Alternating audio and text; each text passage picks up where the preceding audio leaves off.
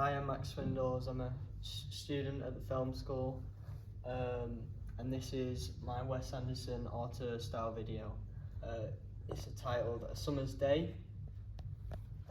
Let's get into it. So what I was trying to achieve, I really like how it uses symmetry and like the colour. They're the main things that I wanted to incorporate in my video. But there's some other things that I will show later on. Style of video is a crowdfunding video. The reason I've done a crowdfunding video is because I've got a bigger idea for what I've made. It's not necessarily going to be in the style of Wes Anderson if I was to make the full thing, but I just wanted to experiment with the style of Wes Anderson with this idea that I've had, because I think they worked quite well. I'll explain a bit more why I thought they worked quite well.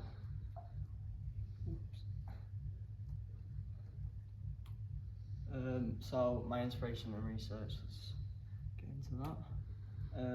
So I made this. This is what I think makes Wes Anderson so specific in the way, just what makes him an auteur really. So the symmetry and the colour that I've talked about. I also think the way how his films are character driven, and his specific music type in his films are very, they just all come together to make such a unique film really. So my first piece of research was this YouTube video. It gave me a brilliant insight into just a general insight into how he makes his films. It's got a lot of stills from his films, but also a lot of behind the scenes videos of him actually directing those films, which was really good to see because it put me in that headspace of how he actually makes these films and the little details that he puts in them, because he's so specific in how he does it because even the video, it talks about how he uses symmetry, colour and character driven stories, I've talked about. He's so particular about everything in his films, which is so evident if you watch just at least one of his films. Go on to the next one. So I've decided to do a piece of research on each of those 4 headings that I talked about before.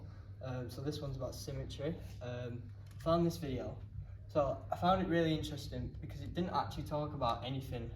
It showed a lot of his most famous shots with a line through the middle and how the symmetry actually is in that shot, which actually gave me a really good insight, because when I was filming mine,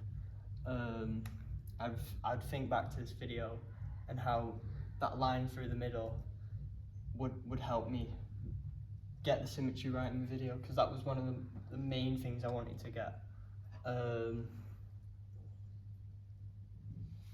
So yeah, as I've talked about, I made sure to check they were perfect symmetrical with the key element in the shot. I also used the grids on my phone, which also helps with this as well. Colour, which is the second thing I think is the best. If you see in this image, you can see the main colours in a lot of his films here, which I thought was really cool. So just his use of colour is so amazing to me, I think. And I found this this quote on eaglescreen.com. I know that says that, but it is actually eaglescreen.com. That's just the smaller version of it. I'll read it out to you. In most films, red means passion or danger, yellow connotates joy and insanity, while pink is innocence and beauty. However, Anderson flips this theory on its head. In serious scenes, he uses comforting, happy colours, like red or light blue, while happy scenes have significantly darker hues.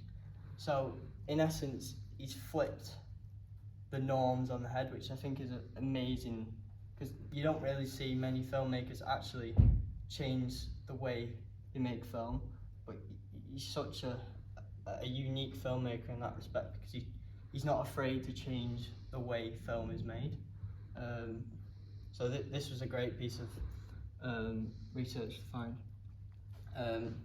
So I used this research in my video, knowing that he's not scared of changing things. By when I was researching what I wanted to do for the idea, I decided to set it on a dreary day, so the colours would be like dark blue, greys, and like greens. But the actual title of the film is A Summer's Day. So it's kind of juxtaposition of what's actually in it. But as well, the character in my film is acting like it's a summer's day. So that's juxtaposition as well, because it goes with the title and the colour of the film, basically. So they're both in contrast at all the same time. How, just like Wes Anderson does, like he changes exactly how these colours would usually work in film and flips them on their head, which I thought I did pretty well. These aren't colour graded, how I eventually did them, but it gives you a bit of a sense like what the colours were originally. So character driven, I've not done as much research on these because I didn't think they were as important, but they're still very important. So I learned some great things. So his younger characters in his films are usually the ones to take more responsibility and the more mature role, and they take on the responsibilities that adults would usually have, whereas the adults in the films usually take more of a childish position, appearing as they've given up on life. But there's also evidence that they had glory days and they used to be like act adult, but they were like quite a long time ago. So I like that. I didn't incorporate it that much into my character, but it's definitely a character-driven story. The film, the video I've made. And finally, music. Again, I didn't find it as important, but it's still quite important. So I found this quote: "Although Wes Anderson is primarily known for his highly stylized visual aesthetic, the core element of his work has always been music, lending a raw sense of humanity to often pristine imagery. Anderson's soundtracks have always opted for the less obvious, choosing deep cuts and electric sounds above sunfire contemporary hits." So I thought this was like a really good quote because it shows that, again, he's not afraid to use things that aren't in the normal light. He uses obscure, older music, and sometimes he also uses that music in scenes that you would not put them in usually. So again, how I was talking with colour, he just flips things on its head, and it is a really interesting, weird way to make film. So what I think went well while making the video, I used symmetry in the majority of my shots. I think I could have done a little bit better with this, but I'll definitely take that in if I do any more Wes Anderson style videos. I believe I successfully incorporated a handful of film techniques Wes Anderson used in his film. So I incorporated the colour and how he changes the narrative of how film is made. As I've talked about symmetry, my film is quite character driven with a fairly young lead, and music is also a fairly important part as well, because it is a silent film, so the music is the only thing that you can hear. I used each part of my research on Anderson to create my video. So all that research that you've seen, I used pretty much all of it in the creation of the idea and actually the filming of the video.